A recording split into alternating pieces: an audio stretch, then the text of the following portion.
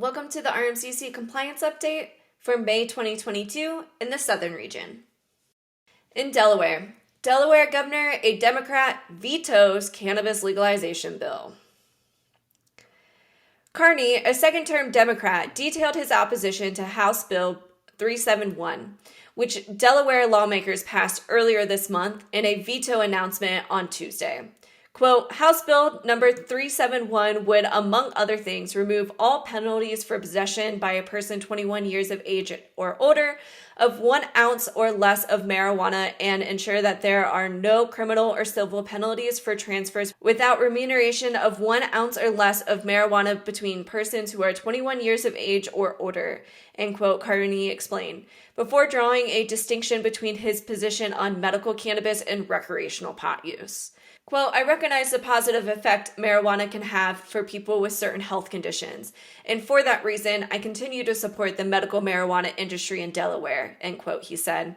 Quote, I supported decriminalization of marijuana because I agree that individuals should not be imprisoned solely for the possession and private use of a small amount of cannabis. And today, thanks to Delaware's decriminalization law, they are not, end quote. Quote, that said, I do not believe that expanding the use of recreational marijuana is the best interest of the state of Delaware, especially our young people, end quote, the governor continued. Quote, questions about the long-term health and economic impacts of recreational marijuana use, as well as serious law enforcement concerns, remain unresolved. Well, if only you knew that cannabis is still a therapeutic, even if you're using it for adult use. I got a long ways to go. That's a shame. In Kentucky governor indicates executive cannabis order coming. So the legal details are not fully ironed out, but Kentucky Governor Andy Beshear indicated May 5th that his administration forecasts an opening for an executive order on medical cannabis. The Democratic governor did not reveal what specific actions might be on the table, but he did signal leeway for his office to act in some capacity during his weekly news conference on Thursday. Quote, the legal analysis is not yet finalized, but I do think that there is going to be room for at least some executive action, quote, Beshear said when asked for an update. Quote, our challenge on putting together the task force is a positive one, if that there is so much interest. It is time for, call it, medical cannabis or medical marijuana in Kentucky. It is the will of the people, and there are folks out there suffering, end quote. Beshear asked his general counsel to begin analyzing options under the law for the governor to consider regarding executive action on medical cannabis, which he announced under a four-step plan to change on the state's medical cannabis policy during his April 21st news conference. Congratulations, Kentucky.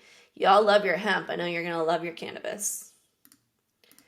Alrighty, moving on over to Oklahoma. So there's not really like a general announcement here. It's just Oklahoma went live with Metric last week on Thursday, and the amount of inbound emails I received hours before the deadline and after the deadline was unbelievable.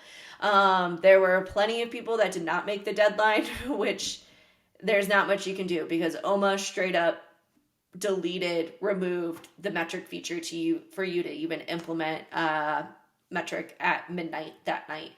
I did try writing up some templates, some emails for people to try and request access, extended access for implementation. Essentially, only one got approved, and that was because of a licensing thing, with they get their tags and whatnot. So at this point, if you are not in Metric, you are theoretically supposed to destroy all that inventory. So very interesting. A lot of point of sales having some problems with the API and submitting sales transactions and things like that. So just be super cautious. Make sure you're validating all your current inventory, all your sales transactions, and keeping a close eye on everything because it's a little messy out there right now.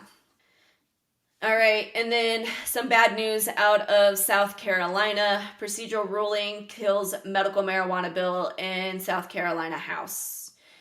So a 7-year fight to pass a medical marijuana bill may have abruptly ended Wednesday in South Carolina when a House leader ruled the proposal contains an unconstitutional tax increase and cannot be considered any further. The decision shocked leaders in the state Senate and may have repercussions well beyond failing to make South Carolina one of about 40 states allowing patients to use marijuana as medicine. Senate leaders, stunned to see years of hard work by respected colleagues, Senator Tom Davis cast aside with no debate, said that their deteriorating relationship with the House will need to be repaired after this decision. The chambers are more than $1 billion apart on a budget and threatening each other over an early voting bill. Craziness. Sorry to hear that, South Carolina. All right, short and sweet. That was the updates for the Southern region in May.